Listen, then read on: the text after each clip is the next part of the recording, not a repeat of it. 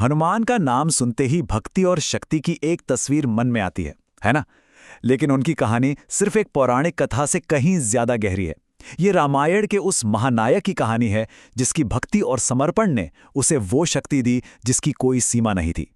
ये कहानी हमें सिखाती है कि असल ताकत मतलब ट्रू स्ट्रेंथ आखिर आती कहां से है। हम सब अक्सर सोचते हैं कि ये जो सच्ची शक्ति है ये कहाँ से आती है। क्या ये सिर्फ शरीर से जुड़ी है या इसका कोई और गहरा स्रोत है? हनुमान की कहानी हमें इसी सवाल के दिल में ले जाती है। और इस सवाल का जवाब जानते हैं कहाँ मिलता है? इतिहास के सबसे महान महाकाव्यों में से एक रामायण में।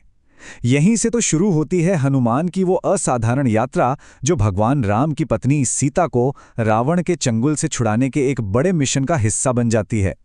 कहते हैं ना, हर महान कहानी में एक ऐसा पल आता है, एक टर्निंग पॉइंट जो सब कुछ बदल देता है। हनुमान के लिए वो पल था जब उनकी मुलाकात पहली बार भगवान राम से हुई। बस यहीं से सब कुछ बदल गया।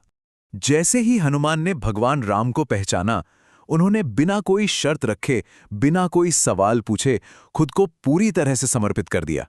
ये सिर्फ शब्द नहीं थे, ये वो पल था जब उन्होंने अपने जीवन को एक बहुत बड़े मकसद से जोड़ लिया था और यहीं से उनकी उस असीम शक्ति का स्रोत खुल गया। तो भक्ति की प्रतिज्ञा तो ले ली, पर असली परीक्षा तो अब शुरू होनी थी। और हनुमान की पहली परीक्षा ही कुछ ऐसी थी जो किसी को भी नामुमकिन लगे। सीता जी को खोजने के लिए एक विशाल अथाह समंदर को पार करना। जरा सोचिए वो मंजर, पूरी की पूरी वानर सेना समंदर के किनारे खड़ी है, हताश, निराश, सामने एक ऐसी चुनौती जिसे कोई पार नहीं कर सकता। ऐसा लग रहा था मानो सारी उम्मीदें वहीं खत्म हो गई। लेकिन ठीक उसी निराशा के पल में बुद्धिमान जामवंत आगे आते हैं और वो हनुमान को उनकी भूली हुई दिव्य शक्तियों की याद दिलाते हैं। ये सिर्फ एक रिमाइंडर नहीं था, ये एक तरह का आध्यात्मिक स्पार्क था जिसने हनुमान को ये एहसास कराया कि उनका जन्म ही नामुमकिन को मुमकिन करने के लिए हुआ है। और फिर जो हुआ वो देखने लायक था। जैसे ही हनुमान ने जय श्री राम का जाप शुरू किया, उनकी भक्ति ने एक फिजिकल फॉर्म लेना शुरू कर दिया। आंखें बंद थीं, पर अंदर की शक्ति जाग रही थी। उनका शरीर एक विशाल दिव्य रूप में बदलने लगा। ये इस बात का सबसे बड़ा सबूत था कि असली ताकत बाहर से नहीं बल्कि अंदर से आती है। और फिर उनकी आवाज गूंजी, मैं समंदर क्या पूरा ब्रह्मांड पार कर सकता हूं प्रभु के नाम से। ये सिर्फ एक फिजिकल लीप नहीं था, ये विश्वास की, फेथ की जीत थी। ये प्रूफ था कि सच्ची भक्ति के आगे कुछ भी असंभव नहीं होता। तो समंदर तो पार हो गया, लेकिन अब हनुमान दुश्मन के इलाके लंका में थे और यहां उनकी परीक्षा सिर्फ ताकत की नहीं थी बल्कि बुद्धि और समझ की भी थी। देखिए, रास्ते में उन्हें दो बड़ी दिव्य बाधाएं मिली, लेकिन हनुमान ने हर बार सिर्फ अपनी ताकत का इस्तेमाल नहीं किया, जो कि बहुत दिलचस्प है। सर्पिणी सुरसा से बचने के लिए वो अपना आकार छोटा कर लेते हैं, वहीं दूसरी तरफ राक्षसी सिंहिका को वो उसके अंदर जाकर भीतर से ही नष्ट कर देते हैं।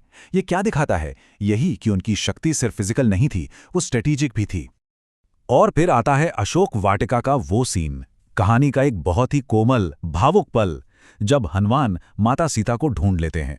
वो वहां सिर्फ एक दूत बनकर नहीं जाते, बल्कि उम्मीद की एक किरण बनकर पहुंचते हैं। उनके शब्दों ने माता सीता के मुरझाए मन में फिर से हिम्मत भर दी। अब तक हनुमान एक सीक्रेट मैसेंजर की तरह काम कर रहे थे, लेकिन अब वो फैसला करते हैं लंका की सैन्य शक्ति को सीधी चुनौती देने का, और यहां से कहानी का मिजाज एकदम बदल जाता है।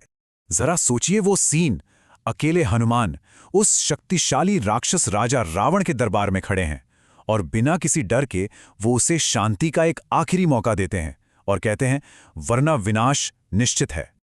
और यहीं पर कहानी में एक जबरदस्त मोड़ आता है। रावण का घमंड, उसका अहंकार, उसकी सबसे बड़ी गलती साबित होता है। हनुमान को नीचा दिखाने के लिए वो उनकी पूंछ में आग लगा देता है, पर उसे क्या पता था कि वो अनजाने में हनुमान को लंका जलाने का सबसे बड़ा हथियार थमा रहा है। एक अकेली जलती हुई पूंछ और पूरी सोने की लंका धू-धू कर जलने लगी।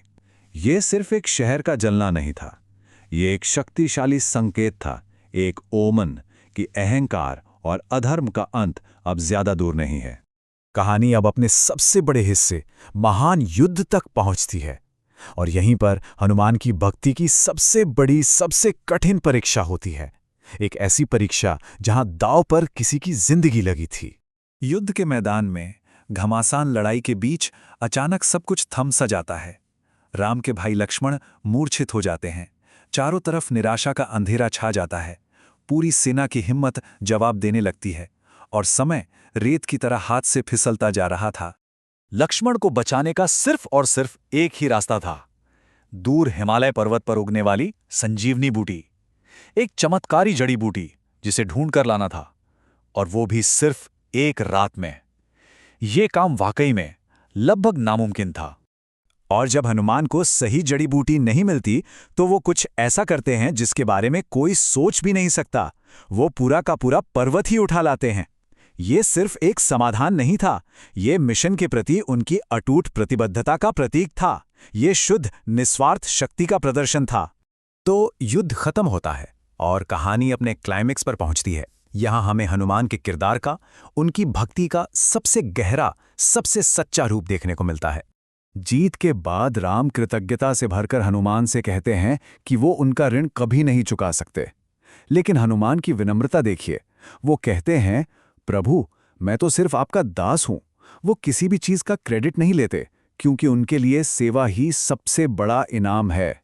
और फिर अपनी भक्ति का, अपनी शक्ति के असली सोर्स का आखिरी और सबसे बड़ा सबूत देने के लिए हनुमान अपनी छाती चीरकर दिखाते हैं और सब देखते हैं कि उनके हृदय में खुद भगवान राम और माता सीता विराजमान हैं। ये वो पल था जब दुनिया ने देखा कि उनकी सारी शक्ति का स्रोत कोई बाहरी चमत्कार नहीं, बल्कि उनके अंदर बसा हुआ वो दिव्य प्रेम है। हनुमान की ये कहानी हमें एक ऐसा सबक सिखाती है जो समय से परे है और जाते जाते एक सवाल छोड़ जाती है कि जब हमारी अपनी ताकत, हमारी अपनी शक्ति किसी बड़े मकसद की सेवा में लग जाती है, तो फिर कौन सी ऐसी नामुमकिन चीज़ है जो मुमकिन नहीं हो सकती।